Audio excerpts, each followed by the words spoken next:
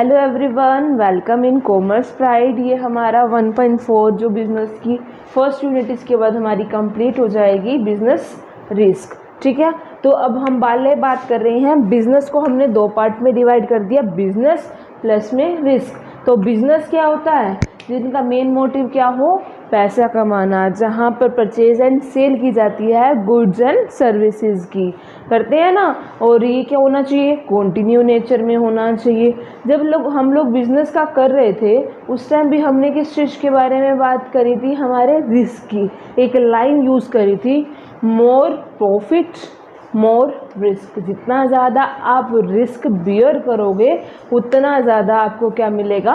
Benefit मिलेगा। तो यही बोल रखा है, more profit more risk. But ये रिस्क होता क्या है और ये बिजनेस रिस्क क्या है?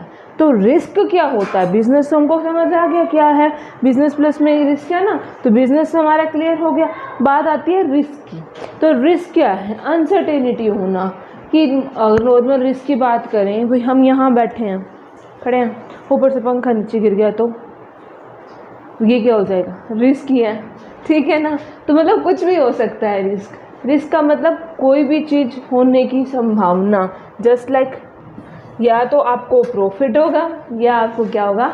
लॉस होगा। तो ये चीज़ किसके अंदर आ जाएगी? हमारे रिस्क के अंदर आ जाएगी। जैसे ये लगा लो कि मैं कहीं इन्वेस्ट कर रही हूँ, अब क्या पता मुझे अच्छा बेनिफिट मिल जाए, क्या पता पैसे डूब जाए। तो ये भी क्या है? रिस्क है। रिस्क तो हमारी इन्वायरमेंट में हो गया ना, हमारे चारों तरफ हो गया, हर फील्ड में रिस्क है। लेकिन जितना ज़्यादा आप रिस्क बियर करते हो, उतना ज़्यादा आपको बेनिफिट मिलता है। जस्ट ये लगा लीजिए, न्यू ट्रेंड आया, ठीक है, थोड़ा बहुत मतलब स्टार्टअप हुआ, आपने उस ट्रेंड को फॉलो करना स्टार्ट कर दिया, उसके अकॉर्डिंग अपने सारे सिस्टम स्टार्ट कर दिया। अगर वो ट्रेंड चल जाता है आपका, फिर तो आपके बल्ले बल्ले मतलब आपको बेनिफिट ही बेनिफिट मिल रहा है। बट अगर नहीं चलता तो कितना बड़ा लॉस हो जाएगा। कितनी बड़ी आपने इन्वेस्टमेंट लगाई, सारी इन्वेस्टमेंट क्या धरी की धरी रह जाएगी। तो इसका मतलब क्या हो गया? रिस्क होता है तो है, बट उसमें क्या मिलता है? या तो प्रॉफिट या फिर लॉस। ऐसे ही रिस्क को हमने दो पार्ट में डिवाइड कर रखा है। रिस्क को एक तो है स्पेक्यूलेटिव और एक है प्योर। अब स्पेक्यूलेटिव का मतलब क्या होता है कि या तो आर या फिर पार, अगर हमको मिलेगा तो बहुत सारा मिल जाएगा, अदरवाइज नहीं मिलेगा। तो या तो हमको क्या मिलने वाला है? प्रॉफिट मिलने वाला है, या फिर हमको क्या मिलने वाला है? लॉस मिलने वाला है। ठीक है, हम जैसे अभी एग्जांपल लिया, न्यू ट्रेंड को हमने अडॉप्ट करा, या तो हमको क्या मिलेगा? उसकी हेल्प से हम बहुत सारा प्रॉफिट मिल जाएगा, या फिर क्या मिलेगा? लॉस हो जाएगा। और दूसरे में क्या डिवाइड कर रखा है? प्योर में। प्योर का में यहाँ पे क्या रखा है? या तो लॉस होगा या लॉस नहीं होगा। इसमें बेनिफिट की कोई बात नहीं है, या तो लॉस होगा या फिर लॉस नहीं होगा। इसका मतलब क्या हो गया? अगर मान लीजिए आपका बिजनेस है, ठीक है, और एकदम से स्ट्राइक हो गई। अगर स्ट्राइक होगी तो लॉस होगा, नहीं तो जो कंटिन्यू चल रहा है वो कंटिन्यू ही चलेगा। या नेचुरल कोई भी डिजास्टर आ गया, अब या तो उससे लॉस होना है या लॉस नहीं होना है। ये तो नहीं है कि उससे आपको बेनिफिट मिल जाएगा, कोई प्रॉफिट होगा, उससे तो कोई प्रॉफिट नहीं होगा ना। तो वो किसके अंदर आ गया? आपके रिस्क में। तो हमारा बिजनेस भी हो गया, रिस्क भी हो गया। अब बात आती है किसकी? बिजनेस रिस्क की। अब हमने क्या किया? दोनों को जोड़ दिया। तो क्या है? पॉसिबिलिटी होना। किस चीज़ की पॉसिबिलिटी होना? लॉस की। अच्छा, एक सोचो, अगर तुम्हारे को पॉसिबिलिटी उसकी हो रही है, प्रॉफिट की है, तो क्या आप इंक्लूड करके चलोगे? नहीं करके चलोगे। तो उसमें आपका रिस्क क्या है? पैसे आ ही तो रहे हैं, तो उसको तो हम लेके नहीं चलते। तो किसको लेके चलते हैं? हमेशा लॉस को। तो क्या बोल रखा है? Possibility of loss in a business. जब बिजनेस के अंदर पॉसिबिलिटी है किसकी? लॉस होने की, उसी को क्या बोला जाता है? Business risk. हमारा बिजनेस रिस्क क्या हो गया? बिजनेस रिस्क एक क्या है? थ्रेड है, एक बाधा है हमारे बिजनेस। जो हम लोगों ने बिजनेस के अंदर गोल अचीव करना है, उस गोल को अचीव करने का सबसे बड़ा क्या है? थ्रेड, मतलब सबसे बड़ी बाधा है। तो यही क्या रखा है? Business risk refers to the, क्या है ये? एक बहुत बड़ी थ्रेड है। किस चीज़ को? आपकी जो कंपनी है या आपकी जो बिजनेस है, उसकी एबिलिटी तो है उसको क्या करने की? फाइनेंशियल इस गोल को अचीव करने की। बट एक तरीके से क्या है? हमारे को रुकावट लाता ना, हाय अगर ये नहीं हुआ तो कैसे करेंगे हम लोगों को ये तो अचीव करना पड़ेगा, ये चीज़ ऐसे करनी पड़ेगी। तो ये सारी किसकी बात आ रही है? बिजनेस रिस्क की तो बात आ रही है। अब देखो, बिजनेस रिस्क अब कई बार क्या होता है, हमें पता होता है ऐसा हो सकता है, ठीक है, एक प्रिडिक्शंस होती हैं, बड़े बड़े जो बिजनेसमैन्स होते हैं वहाँ पर एक्सपर्ट बैठे होते हैं जो स्पेशली रिसर्च करते हैं, तो प्रिडिक्शन करते हैं ना कि ऐसा ऐसा हो सकता है। ये तो क्या होगी, प्लान्ड। एक होती है मुझे नहीं पता था लेकिन फिर भी होगी, जैसे जो आपका नेचर है उसमें चेंज हो गया, तो वो चीज़ भी तो हो गई, वो क्या होती है, प्लान नहीं होती ना। तो वही चीज़ इसके अंदर बोल रखा है, वो प्लान भी हो सकती है और नॉन प्लान भी हो सकती है। तो यही चीज़ है ना, हमारे हर एवरी इन्वायरमेंट के अंदर अवेलेबल होता है हमारा रिस्क। अगला क्या है, जिसको हम अवॉइड नहीं कर सकते। अब नॉर्मल सी बात है, मैं क्यों चाहूँगी कि मुझे नुकसान हो, मैं नहीं चाहूँगी इस चीज़ को कि मुझे नुकसान हो, तो मैं अगर हो सके तो जितना हो सकता है मैं अवॉइड करने की कोशिश कर सकती हूँ, लेकिन उसको ख़त्म नहीं कर सकती। तो रिस्क तो क्या होता है, अनअवॉइडेबल, ठीक है, जिसको आप क्या कर सकते हो, अवॉइड नहीं कर सकते हो। अगला क्या है, बट उसको क्या कर सकते हो, जो उसको रिस्क को या उसका जो इम्पैक्ट है उसको थोड़ा कम कर सकते हो। मैंने पहले एस्टिमेशन लगा लिया कि जिस हिसाब से हमारा काम चल रहा है, वर्कर स्ट्राइक्स पे जाने वाले हैं, ठीक है, या फिर हम इनमें से कोई एक ऐसा पर्सन है जो सारी की सारी इन्फॉर्मेशन क्या दे रहा है, बाहर हमारी सारी की सारी इन्फॉर्मेशन दे रहा है, तब मैंने एस्टिमेशन लगा लिया ना, ऐसा ऐसा लग रहा है होगा, तो मैं उसका इम्पैक्ट कम कर सकती हूँ। मैं ये देख सकती हूँ कि अगर स्ट्राइक पे जा रहे हैं तो पहले उनकी थोड़ी सी बात मान ली जाए, या उनके पास बैठ के बात कर ली जाए, या उस पर्सन को देखा जाए कि कौन हो सकता है जो बाहर इन्फॉर्मेशन पहुँचा रहा है, तो उसको क्या कर लिया, इम्पैक्ट को कम कर लिया, लेकिन बिल्कुल ख़त्म हम लोग नहीं कर सकते हैं, ठीक है। और उसके बाद क्या बोल रखा है, फर्स्ट स्टेप है ये हमारा, क्या है, फर्स्ट स्टेप, रिस्क किस चीज़ का, हमारे बिजनेस का। जब हम बिजनेस के अंदर पैर भी रखते हैं ना, तो ये सोच के रखते हैं। अब नॉर्मल सी बात है, हम क्या कहते हैं, हमको बहुत प्रॉफिट होगा, कहते हैं, ये लाइन नहीं कहते ना, हाँ हम ये सोचते हैं, हम अपना ऑब्जेक्टिव डिसाइड करते हैं, लेकिन अपने माइंड में ये रिस्क लेके चलते हैं कि हुआ तो बहुत सारा प्रॉफिट होगा, अदरवाइज क्या हो सकता है, हमारे को लॉस भी हो सकता है। तो वही चीज़ ये लोग बोल रहे हैं, क्या कह रहे हैं कि बिजनेस रिस्क क्या होता है, जिसके अंदर हमारी क्या हो, अनसर्टेनिटी हो। अनसर्टेनिटी का मतलब कि फ्यूचर में कुछ भी हो सकता है, तो फ्यूचर में आपको बेनिफिट भी मिल सकता है और लॉस भी मिल सकता है। तो हम बिजनेस रिस्क में किसको लेके चलेंगे, हमारे लॉस को। और हमारे जो इन्वायरमेंट है वो हर जगह होता है, मतलब एनवायरमेंट के हर एक फील्ड, हर एक एरिया के अंदर क्या होता है, रिस्क होता है। अब हम बात कर रहे हैं नेचर ऑफ बिजनेस रिस्क की, कि जो बिजनेस रिस्क का नेचर है वो किस टाइप का है। तो सबसे पहले जब अपन लोग बात कर रहे हैं तो क्या कह रहे हैं कि ये क्या है, risk is an essential part of a business, every business. इसका मतलब क्या हो गया, जो रिस्क है वो पार्ट है, पार्ट क्या, असेंशियल पार्ट है हमारे बिजनेस का। अगर आप बिजनेस करना चाहते हो या बिजनेस की फील्ड में भी जाना चाहते हो तो आपको रिस्क को साथ लेके चलना पड़ेगा, क्योंकि कुछ भी हो सकता है। तो ये कुछ भी हो सकता है का मतलब क्या हो गया, हमारा रिस्क ही हो गया। तो इसके अंदर क्या, असेंशियल मतलब बहुत इंपॉर्टेंट पार्ट है। फॉर एग्जांपल अगर आप यहाँ पे लगा लीजिए कि मैंने न्यू बिजनेस स्टार्ट करना है, किसी भी चीज़ का लगा लो, क्लोथ्स का नया बिजनेस मेरे को स्टार्ट करना है, तो ठीक है, तो ये एक रिस्क के साथ करूँगी, क्योंकि मार्केट में ऑलरेडी इतनी सारी शॉप्स हैं। अब कस्टमर क्यों मेरे पास आएगा, तो मुझे कुछ ना कुछ ऐसा अट्रैक्टिव करना पड़ेगा ना कि वो मेरे पास आए। तो क्यों मेरे पास आएगा, तो ये क्या हो गया, रिस्क हो गया। तो बिजनेस का इंपॉर्टेंट पार्ट हो गया ना रिस्क। तो पहले वही उसका नेचर में क्या बोल रहा है, ये क्या है, एसेंशियल पार्ट है। उसके बाद साइज ऑफ अ बिजनेस। अब बिजनेस का जितना बड़ा साइज होगा उतना ज़्यादा रिस्क होगा। लाइन याद हो तो, मोर प्रॉफिट मोर रिस्क। जितना ज़्यादा आप प्रॉफिट चाहते हो उतना ज़्यादा आपको रिस्क लेना पड़ेगा। अब देखो एक छोटी सी शॉप है, ठीक है, उसका क्या होगा, कम रिस्क होगा, ज़्यादा से ज़्यादा सामान नहीं बिकेगा, थोड़ा छोटा हो गया।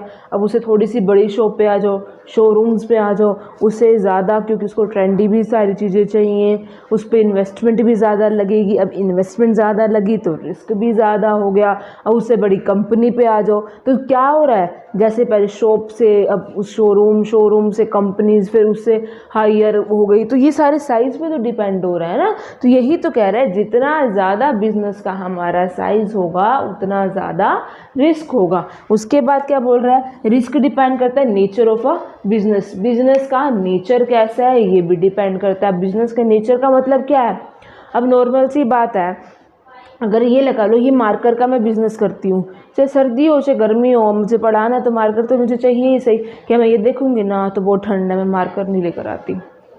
अगर यही आइसक्रीम का बिज़नेस हो किसी का, तो अब आइसक्रीम वाला क्या ये नहीं कह रही कि सर्दियों में बिकेगी नहीं, लेकिन उसकी रेशियो के मुकाबले कितनी कम बिकेगी, फ़र्क आ गया ना। तो डिपेंड करता है ना कि क्या नेचर है बिज़नेस का, जैसा नेचर होगा उसी हिसाब से। अब विंटर और समर के हिसाब से लगा लो, या फिर किसी भी मतलब आप लोग किसी भी तरीके से इसको डिवाइड कर सकते हो, क्योंकि नेचर डिपेंड करता है, क्योंकि बिज़नेस कोई एक तरीके का तो होता नहीं है, कितने सारे तरीके का होता है। जैसा उसका नेचर होगा उसी हिसाब से हमारा रिस्क होगा। आप लोगों ने करा मार्कर में हमारे इसके हिसाब से कम रिस्क है, लेकिन आइसक्रीम वाले का ज़्यादा रिस्क है।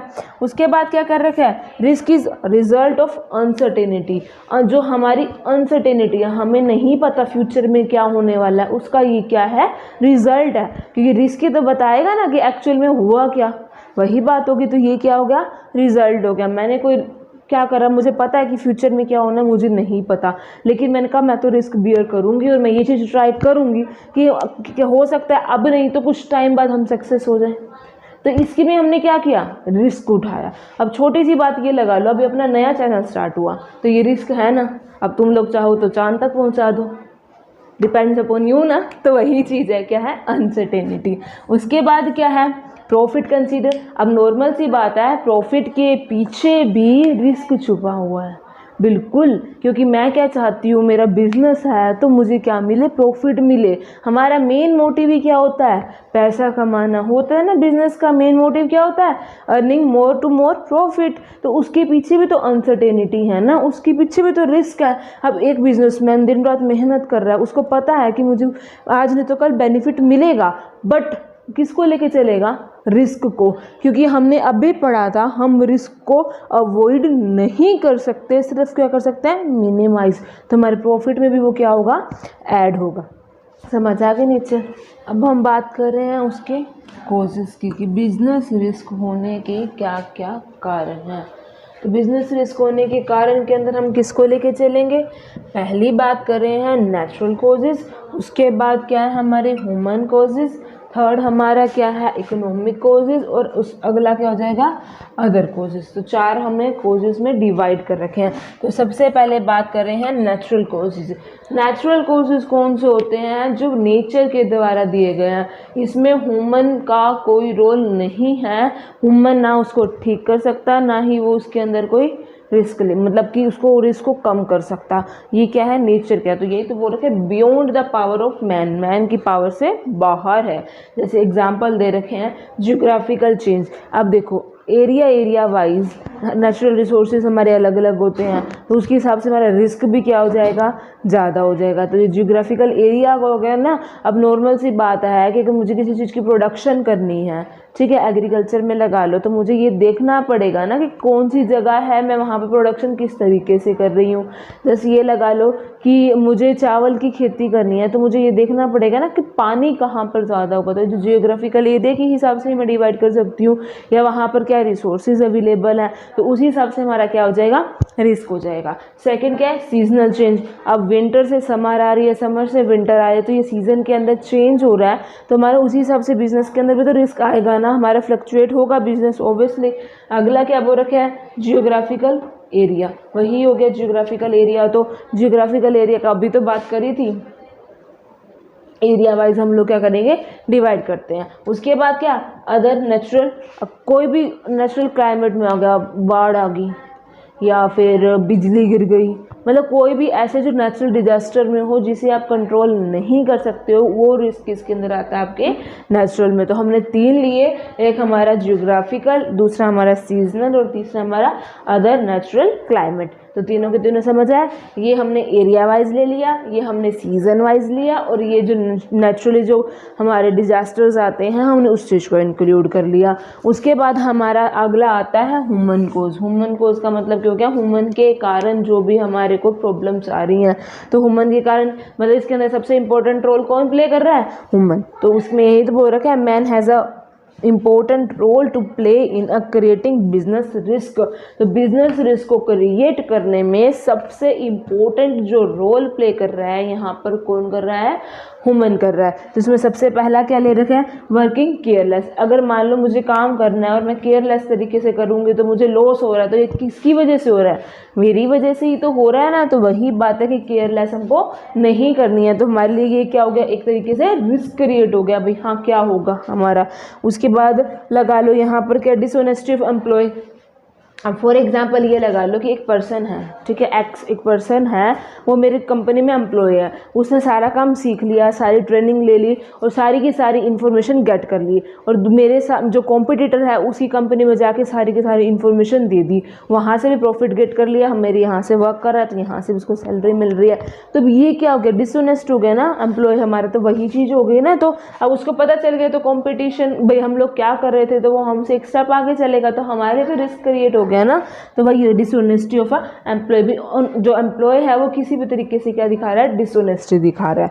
अगला क्या है, डिसऑनेस्टी बाय कंज्यूमर्स। अब कंज्यूमर ने क्रेडिट पे मान लो सामान खरीद लिया मेरे से, ठीक है, अब मैं लेने गई, भाई हाँ भाई तुमने उधार दिया था, मुझे वो उधार वापस करो। तो वो कही हाँ जी आप कौन, कब लिया था, मतलब क्या हो गया कि वो मुझे नहीं दे रहे हैं। तो कंज्यूमर ने भी क्या दिखा दी, डिसऑनेस्टी दिखा दी, नहीं तो भाई आज दे देंगे, कल दे देंगे, अभी नहीं है। तब ये क्या हो रहा है, मेरी पूरी जो साइकिल चलती है वो साइकिल को ब्रेक कर दिया, क्योंकि मेरे पास पैसा आएगा तभी तो मैं रॉ मटेरियल खरीदूंगी, रॉ मटेरियल तभी खरीद साथ साथ से तभी वो फिनिश गुड्स में होगा, तभी वो चेंज होगा। तो जो मेरी वर्किंग साइकिल है वहाँ पर क्या हो जाएगी, प्रॉब्लम्स आ जाएगी, तो जिसकी वजह से भी क्या एक रिस्क क्रिएट हो जाएगा।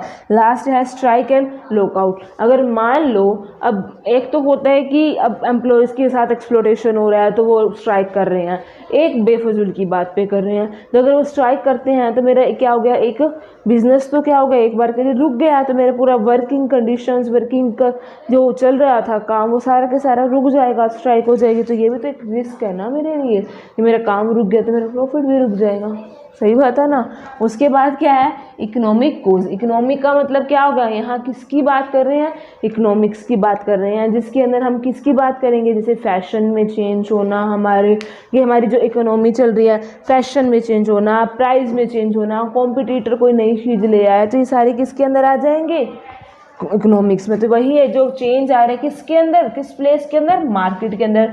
जो किससे रिलेटेड होगी, मार्केट से रिलेटेड। तो फैशन में चेंज किस में होगा, मार्केट के अंदर होगा। हमारा प्राइस में चेंज हो रहा है, हमारा कॉम्पिटिटर का मतलब कॉम्पिटिटर है, हमसे कुछ अच्छी नई टेक्नोलॉजी ले आया मान लो, ठीक है, तो उसकी गुड्स जल्दी भी बनेगी और अच्छी भी बनेगी, तो हमारे लिए तो रिस्क क्रिएट हो गया ना। तो वो सारा किसके अंदर आएगा, हमारे इकोनॉमिकल कोज के अंदर। जो लास्ट बचता है वो हमारा क्या है, अदर कोजेज। अदर कोजेज के अंदर वो कोजेज आ गए जो आपका नेचुरल में, ह्यूमन में और इकोनॉमिक में नहीं आता। मान लो जैसे टेक्नोलॉजिकल कोज, अब मशीन चलते चलते रुक गई, उसके अंदर फॉल्ट आ गया, ठीक है, तो इसके अंदर किसका कसूर है, बाय नेचर रुकी है, नहीं ना, वो तो टेक्नोलॉजी कारण रुकी है, या बंदे ने जानबूझ के, ह्यूमन ने करा ना मार्केट का फर्क पड़ा, मतलब ना ही इकोनॉमी का है। तो किसके अंदर आ जाएगा, आपका टेक्निकल फॉल्ट के अंदर। अब उसको ठीक करवाओगे, मिस्त्री बुलाओगे, तब तक आपका प्रोडक्शन रुक गया, सारी साइकिल रुक गई, तो एक रिस्की हो गया ना, कभी भी मशीनरी है कभी भी रुक सकती है।